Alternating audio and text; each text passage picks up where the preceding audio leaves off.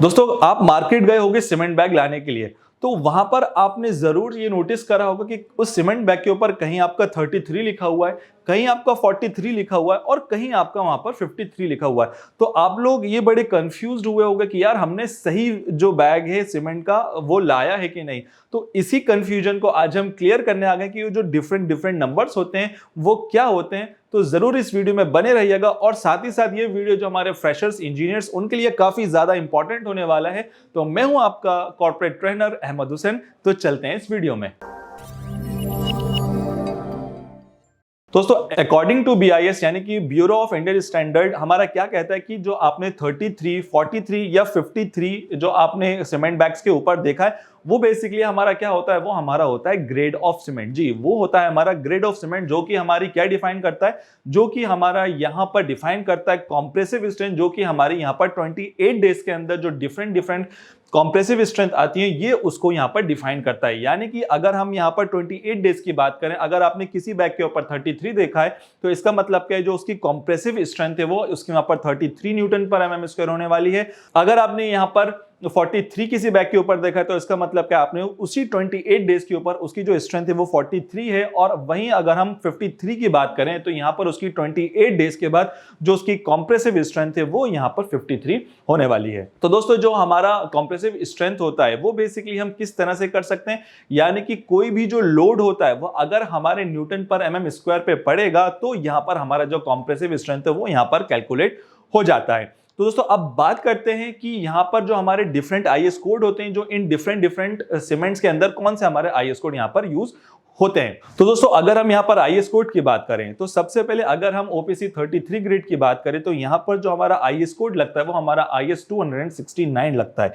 वहीं अगर हम 43 OPC 43 की बात करें तो वहां पर जो हमारा IS कोड लगता है वो हमारा 8112 1989 यहां पर हमारा IS कोड लगता है। और वहीं अगर हम सबसे लास्ट OPC 53 ग्रेड की हम बात करें तो यहां पर जो हमारा लगने वाला है IS कोड वो हमारा लगता है 12269 1987 यहां पर हमारा IS कोड लगता है। तो दोस्तों अब हम बात करते हैं हमारी स्ट्रेंथ ऑफ सीमेंट की, कि यहां पर हमें अलग अलग क्यूब्स को बनाना होता है और उस क्यूब्स को बनाने के लिए उसकी यहां पर टेस्टिंग होगी, अलग अलग डेज के अंदर टेस्टिंग होगी। उसका हम इसी वीडियो में हम आगे समझेंगे कि किस तरह से हमें यहां पर सीमेंट और सैंड का और यहां पर किस तरह से हमने टेस्टिंग करेंगे इस चीज के लिए, वो मैं इस वीडियो में आपको आगे बताऊंगा।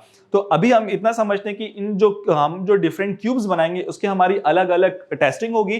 तो इसकी जो हमारी 33 अगर की मैं बात करूं तो इसको हम अलग अलग दिन के अंदर टेस्ट करते हैं। सबसे पहले हम यहाँ पर 3 डेज के लिए हम टेस्ट करेंगे, फिर हम 7 डेज के लिए टेस्ट करते हैं, फिर हम 28 डेज के लिए यहाँ पर हम टेस्ट करते हैं। सबसे पहले अगर मैं OPC 33 की बात करूं तो यहाँ पर जो सबसे पहले अगर मैं 3 दिन में अगर 3 डेज के अंदर अगर हम उसे यहाँ पर टेस्ट कर रहे हैं तो उसकी जो हमारी लोड आना चाहिए, जो स्ट्रेंथ आना चाहिए वो उसके अंदर वो 16 न्यूटन पर mm स्क्वायर का लोड होना चाहिए। वहीं अगर मैं उसकी 7 डे के अंदर बात करूं तो उसका जो लोड होना चाहिए 22 न्यूटन पर mm स्क्वायर होना चाहिए। और वहीं अगर मैं अगर वहीं हम 28 डेज के अंदर टेस्ट करें तो उसकी जो स्ट्रेंथ है यानी कि 33 न्यूटन पर mm स्क्वायर होना चाहिए। तो दोस्तों अगर मैं यहां पर OPC 43 की बात करूं तो यहां पर आपका 23 लगेगा 3 डेज के अंदर, वहीं 7 डेज के अंदर 33 न्यूटन पर mm स्क्वायर लगेगा। और लास्ट में अगर आप देखोगे 28 डेज का तो यहां पर आपको फुल स्ट्रेंथ मिलने वाली है, यानी कि यहां पर 43 न्यूटन पर mm स्क्वायर आपको मिलने वाली है। वहीं अगर मैं OPC 53 की बात करूं तो यहां पर अगर हम देखेंगे 3 डेज के अंदर उसको हम चेक करेंगे स्ट्रेंथ उसकी,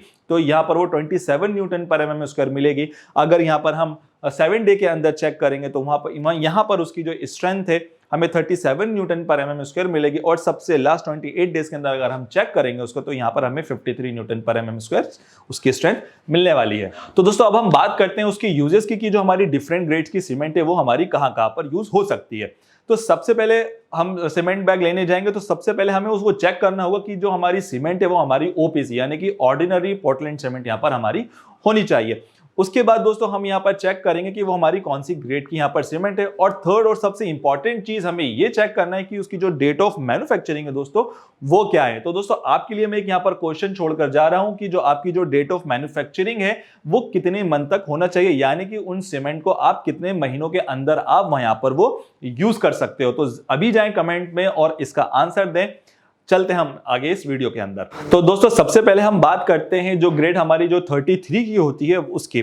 दोस्तों यहाँ पर जो हमारे 33 ग्रेड की सीमेंट होती है वो काफी रेयरली यूज होती है और हम उसको यूज करते हैं कि अगर हमारा वहां पर M20 से अगर हमारा यहाँ पर कोई सा ग्रेड लग रहा हो तो हम वहां पर इजीली यहाँ पर हम यूज कर सकते हैं। आपके पीसीसी के अंदर आप यहाँ पर उसको इजीली यूज कर सकते हो, या अगर आपका वहां पर पैरापेट वॉल बनना हो या आपका कंपाउंड वॉल बनना हो तो आपको वहां पर इजीली आप उसको यूज कर सकते हो। अब बात करते हैं हमारी जो 43 ग्रेड की सीमेंट होती है उसकी।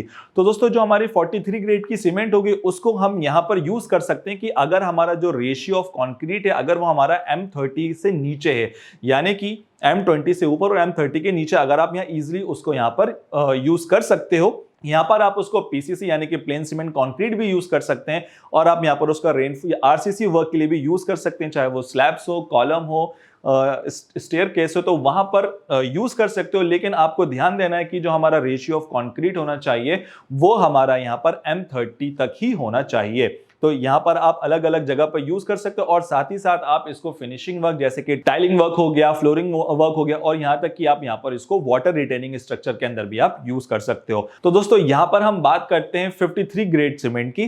तो यहाँ पर जो हमारा यूज होता है 53 ग्रेड सीमेंट, अगर आपका जो रेशियो ऑफ कॉन्क्रीट है यहां अगर आपका M30 से वो ऊपर जा रहा है तो जरूर आप यहां पर उसको यूज कर सकते हो, जो कि आप यहां पर स्लैब्स के लिए, आप यहां कॉलम के लिए, यहां पर आप फाउंडेशन के लिए, यहां पर आप उसको इजीली यूज कर सकते हो और यहां पर आप अपनी मल्टी स्टोरी बिल्डिंग के लिए भी यूज कर सकते हो। लेकिन आपको ध्यान इतना देना है कि जो आपका ग्रेड ऑफ कंक्रीट होना चाहिए वो आपका M30 से ऊपर होना चाहिए। दोस्तों अब चलते हैं उसके मेथड की तरफ और देखते हैं कि जो आपने 33, 43 या 53 न्यूटन पर एमएम स्क्वायर जो आपने आपके सीमेंट के बैग के ऊपर देखा है वो किस तरह से आता है।